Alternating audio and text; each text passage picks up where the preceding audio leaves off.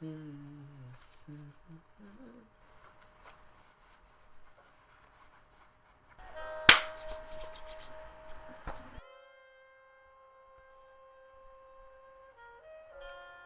America.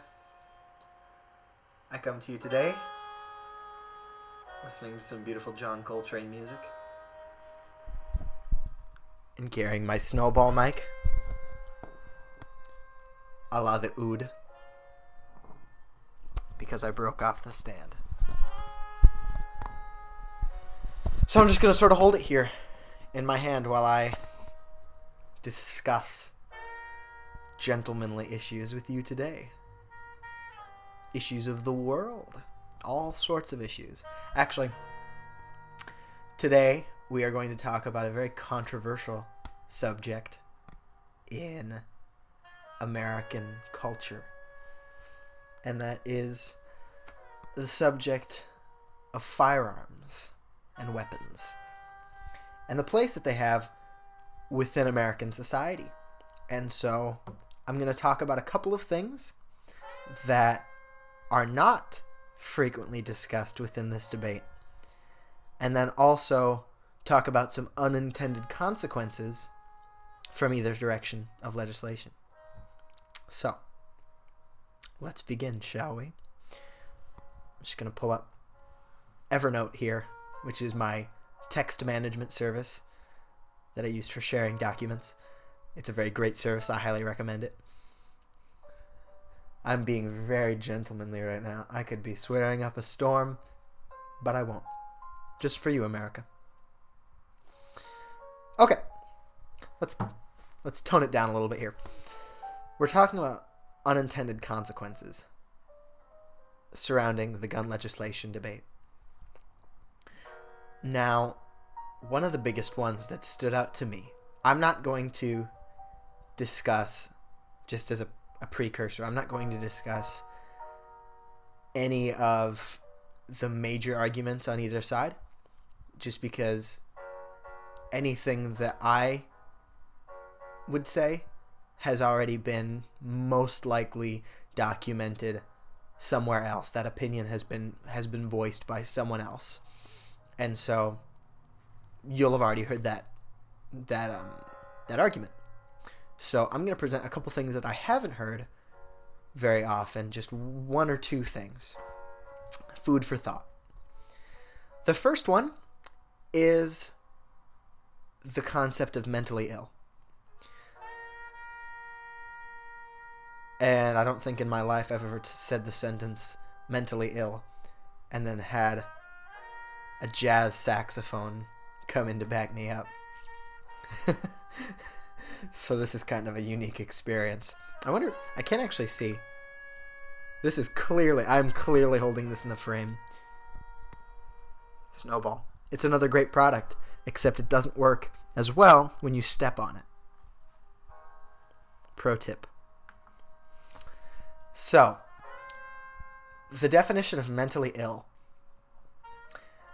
A lot of people have been throwing this term around to describe people like Adam Lanza, the man who shot up, who murdered children in Connecticut.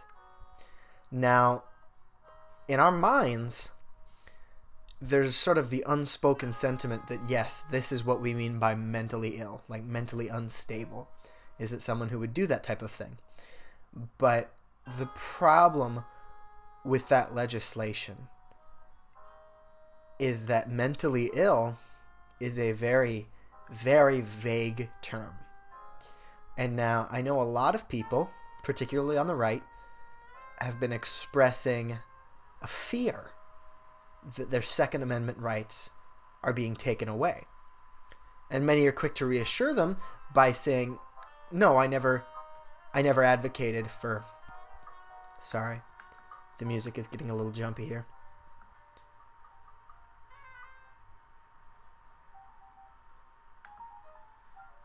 Let's go back to that old song.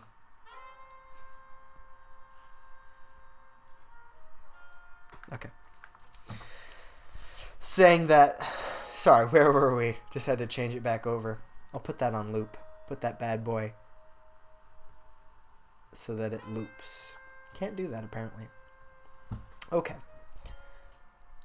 The definition of mentally ill. That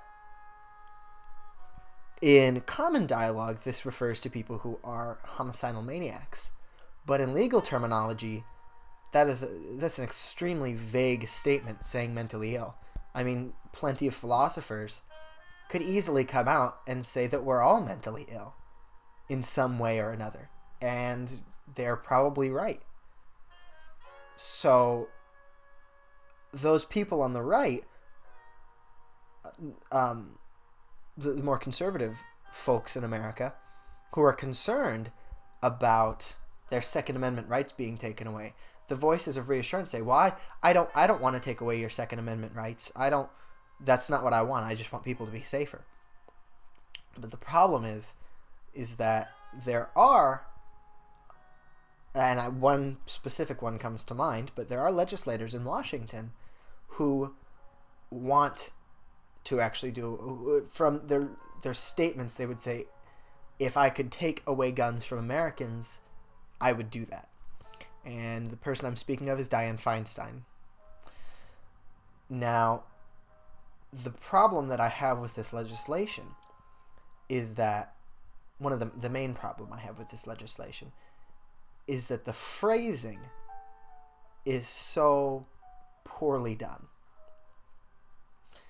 The term mentally ill, coming from the perspective of someone who does want to take guns away from average Americans and violate the Second Amendment,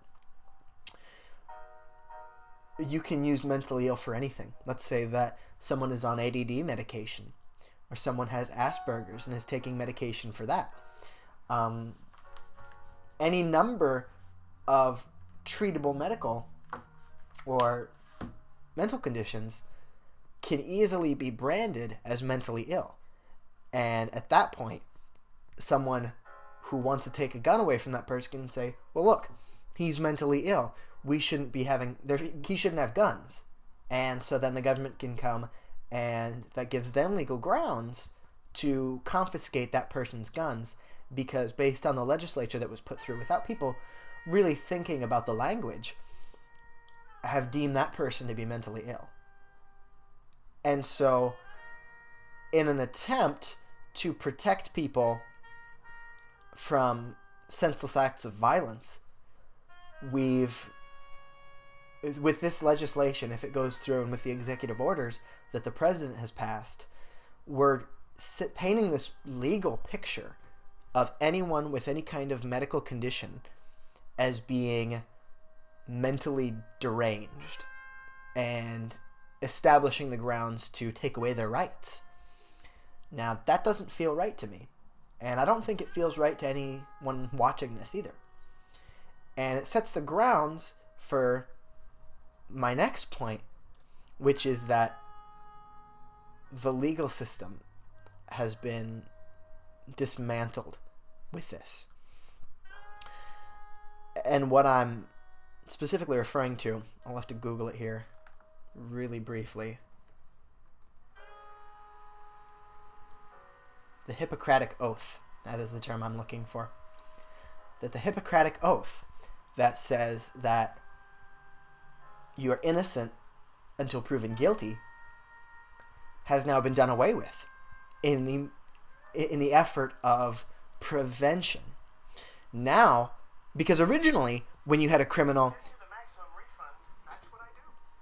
sorry, advertisements, and the lovely thing about Spotify is that I now have to go in and push play again because it pauses it when you mute the video. Anyway, the Hippocratic Oath that says that you are innocent until you're proven guilty has now been done away with, because before, if you committed a crime, first you would have to commit the crime, and then the judicial system would take you in, and then they would go through a fair trial, which is also in the Constitution, the way that the United States government is supposed to be run, with all our checks and balances, that you would go through that legal system to make sure that you are actually guilty, and then at that point they would decide what the consequence of your action is through that legal system.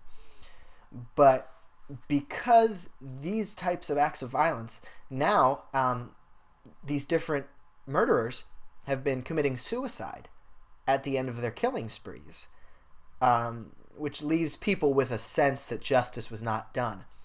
And so based out of that feeling, we're now looking to change the way we run our legal system, which a lot of people don't pick up on this. But the advocating for gun control right now and the phrasing of it really breaks down the legal system, because it's saying that to prevent gun violence like this, we need to start profiling people, and we need to start looking at potential threats and actually taking legal and taking people's rights away because they would fit into some kind of profile. And I do think that this potentially could be a direction that the country's heading in an effort to prevent violence.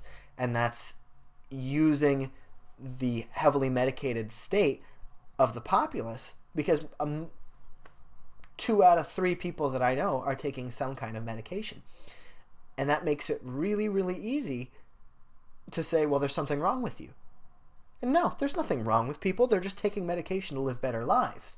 But when you put that kind of legislation in there that says they're mentally ill, now you're judging someone based on something they haven't done yet.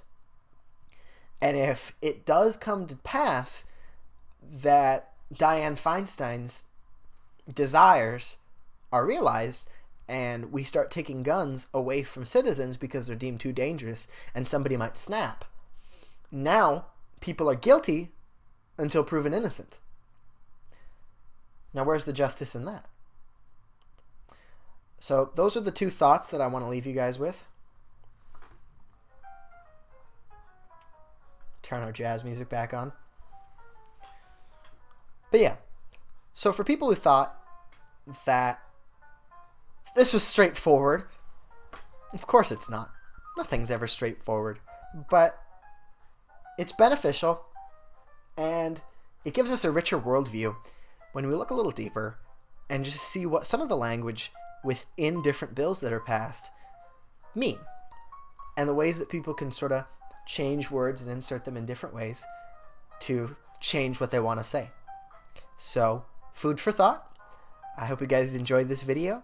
If you did, I'm going to be putting up more videos soon, so please subscribe, and thank you, and I hope you have a great day.